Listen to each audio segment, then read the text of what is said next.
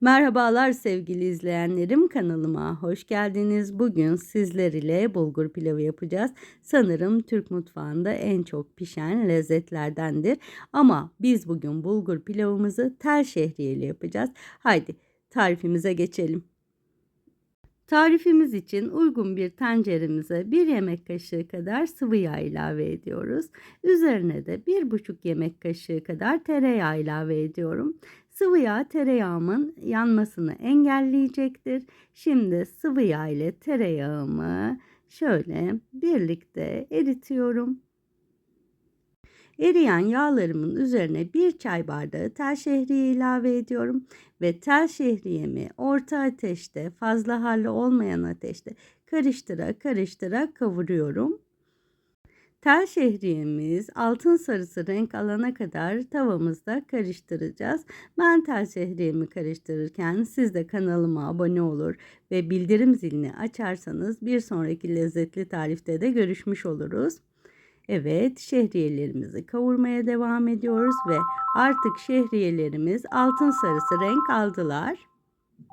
Renk almaları için 1-2 tık daha tereyağında kavuruyorum. Şimdi pilavımın suyunu verme zamanı geldi. 2 su bardağı bulgur kullanacağım için 4 su bardağı tarifime su ilave ediyorum. Pilavıma 2 çay kaşığı tuz ilave ediyorum ve lezzet vermesi için üzerine birazcık karabiber çekiyorum. Karabiber pilavımıza çok güzel bir lezzet verecek ve artık yemeğimizin kapağını kapatarak suyun kaynamasını bekliyoruz. Pilavlarda suyun iyice kaynaması önemlidir. Şimdi suyum iyice kaynadı ve bulgurumu ilave etme zamanı. Ben 2 su bardağı bulgur kullanacağım. Şöyle kalın bulgur 1 bardağımı ilave ediyorum. Ve 2. bardak bulgurumu da pilavıma ilave ettim. Bulgurum, tel şehriyelerim ve baharatlarım iyice harmanlansın diye şöyle bir karıştırıyorum. Tenceremin kapağını kapatarak pilavımı pişmeye bırakıyorum. Bulgur pilavı orta harlı ateşte pişer.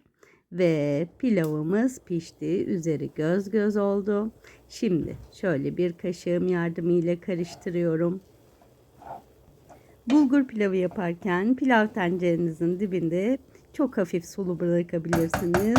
Pilavınız demlenirken bu suyu çekecektir ve çok daha lezzetli olacaktır. Şimdi karıştırdığım pilavımın tenceresinin kapağını kapatarak 15 dakika dinlendiriyorum.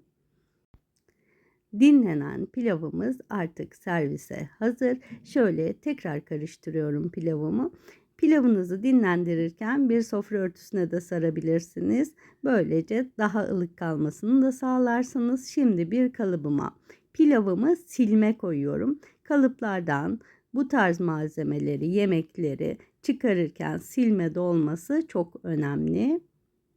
Yemeğimizi kalıbımıza silme koymazsak çıkarken kalıptan dağılabilir. Şimdi bir tabağım yardımıyla pilavımı ters çeviriyorum ve tam pilavım servise hazır hale geldi. Şimdi günün en lezzetli anı geliyor. Evet, şefimizin tadım zamanı. Pilavımızı şefimiz tadıyor. Yapan, deneyen herkese afiyet olsun, şifa olsun. Bir sonraki lezzetli tarifte görüşmek üzere. Hoşça kalın.